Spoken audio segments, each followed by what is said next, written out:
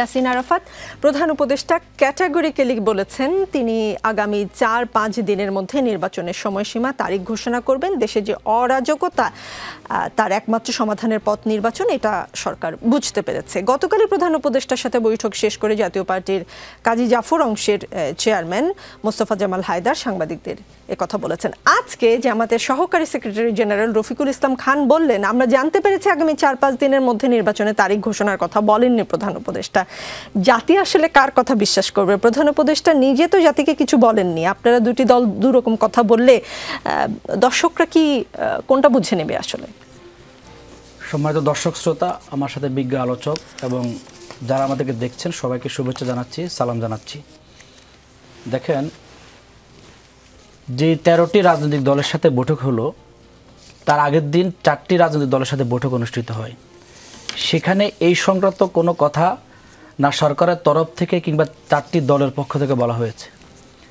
আমরা তার পরের দিন দেখলাম সরকার কিছুই বলল না, কিন্তু এখানে একজন রাজনৈতিক দলের নেতা তিনি বললেন 4-5 দিনের মধ্যে এই ঘোষণা দিবেন। বিগত সময়ে আপনারা লক্ষ্য করেছেন, লন্ডনে জনাব তারেক রহমানের সাথে প্রধান উপদেষ্টার সাক্ষাতের পরে এপ্রিলের তারিখ ফেব্রুয়ারির মধ্যে চলে আসা নির্বাচনের, এটা নিয়ে বিভিন্ন রাজনৈতিক দলের প্রতিবাদ করা। তো এখন যদি বিভিন্ন রাজনৈতিক দলের সাথে আলাপ আলোচনা না করে আবার একতরফা একটা ডেট ঘোষণা করা হয়, লন্ডনের ঘটনার পরিপ্রেক্ষিতে যেরকম একটা রাজনৈতিক ধূম্রজাল তৈরি হয়েছে, আবার সেটি তৈরি হওয়ার আশঙ্কা আছে।